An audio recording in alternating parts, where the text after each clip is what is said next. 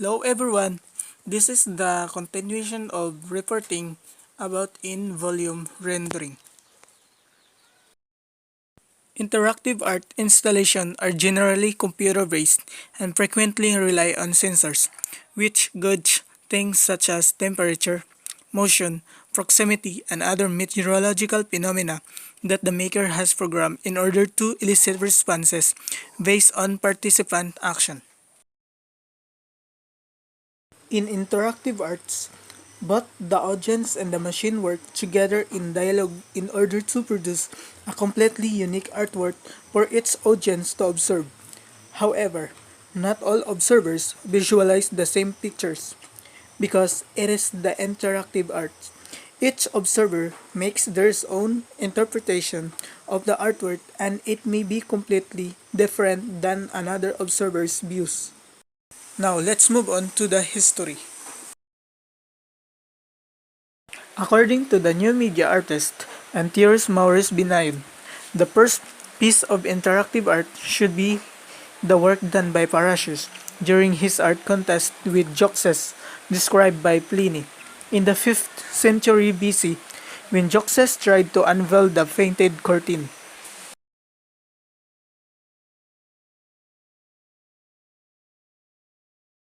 Zeuxis, by its gesture, became part of Parrhasius' work. This shows that the specificity of interactive arts reside often less in the use of computers than in the quality of proposed situations and the other involvement in the process of sense making. Some of the earliest examples of interactive arts were created as early as the 1920s. An example is Marcel Duchamp's piece named Rotary Glass Plates. The artwork required the viewer to turn on the machine and stand at a distance of 1 meter in order to see an optical illusion. The present idea of interactive art began to flourish more in the 1960s for partly political reasons. At the time, many people found it inappropriate for artists to carry the only creative power within their works.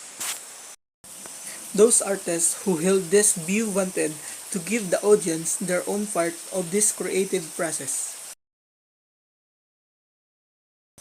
An early example is found in the early 1960s, Chain's painting of Roy Ascot, about whom Frank Popper has written. Ascot was among the first artists to launch an appeal for total spectator participation. In the 1970s, artists began to use new technology such as video and satellites to experiment with live performances and interaction through the direct broadcast of video and audio. Interactive arts became a large phenomenon due to the advent of computer-based interactivity in the 1990s. In the late 1990s, museums and galleries began increasingly incorporating the arts form in their shows, some even dedicating entire exhibition to it. A hybrid emerging discipline drawing on the combined interest of specific artists and architects has been created in the last 10 to 15 years. Let's move on to the forms. There are many different forms of interactive art. Such forms range from interactive dance, music, and even drama. New technology, primarily computer systems and computer technology, have enabled a new class of interactive art. Examples of such interactive art are installation art, interactive architectures, and interactive film. Let's move on to the impact. The aesthetic impact of interactive art is more profound than expected. Supporters of more traditional contemporary art saw in the use of computers a way to balance artistic deficiencies Some other considered that the art is not anymore in the achievement of the formal shape of the work, but in the design of the roles that determine the evolution of the shape according to the quality of the dialogue. Let's move on to the events and places. There are a number of globally significant festivals and exhibitions of interactive and media arts. Frex Art Electronica is a major yearly competition and exhibition that gives award to outstanding example of technology-driven interactive art. Centre for Advanced Inquiry in the Interactive Arts, first established by Roy Scott in 1994 at the University of Wales, Newport.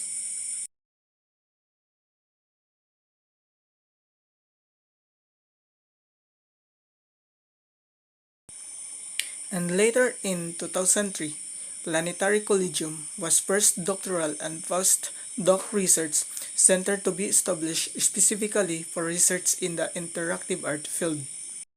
Let's move on to the venues.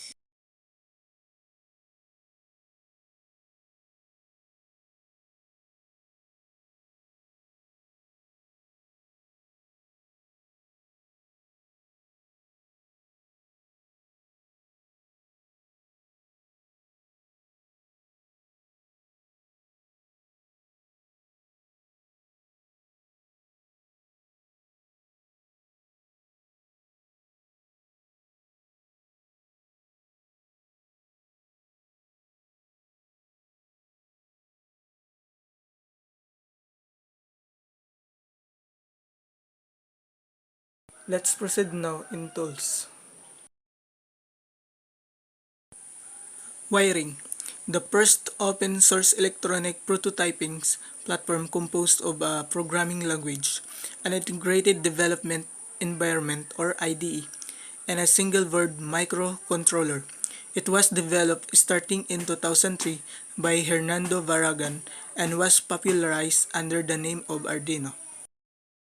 Arduino Physical Computing Electronics Toolkits for Interactive Objects and Installation. iCubeX sensors, actuators, and interfaces for interactive media. MAX or MSP programming language for interactive media. Processing programming language used for many interactive art projects. Open frameworks. Open source tools similar to processing used for many interactive projects. Pure Data. Open source programming language for interactive computer music and multimedia works. Virtual art is a term for the virtualization of art made with the technical media developed at the end of the 1980s or a bit before in some cases. These include human-machine interfaces such as visualization casks, stereoscopic spectacles and screens, digital painting and sculpture, generators of three-dimensional sound, data globes, data clouds, position sensors, tactile and power feedback system, and etc. Can be considered a post-convergent art form based on the bringing together of art and technology, thus containing all previous media as subset. Sharing this focus on art and technology are the works of Jack Burnham, Beyond Modern Sculpture 1968, and Jean Youngblood, Expanded Cinema 1970. In his book From Technological to Virtual Art, Frank Popper traces the development of immersive, interactive new media art from its historical antecedent through today's digital art, computer art, cybernetic art, multimedia, and net art. Now, let's move on in virtual worlds and entertainment.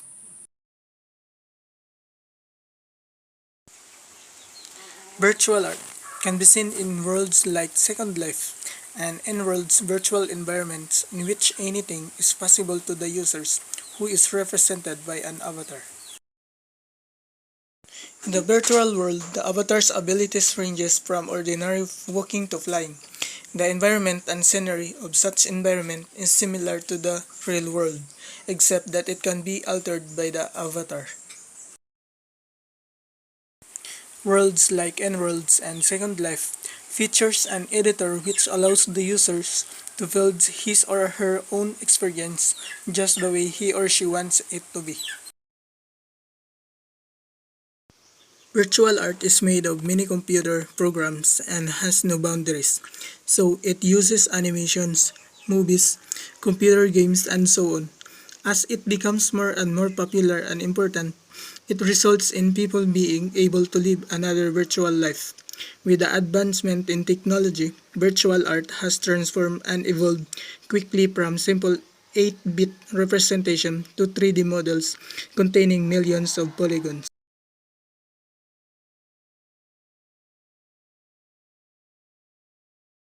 Here are the list of popular video games and movies: Final Fantasy, The Sims, Heavy Rain, Metal Gear Solid, The Matrix, Terminator, Avatar, and The Elder Scrolls. That's all for the day, and thank you very much.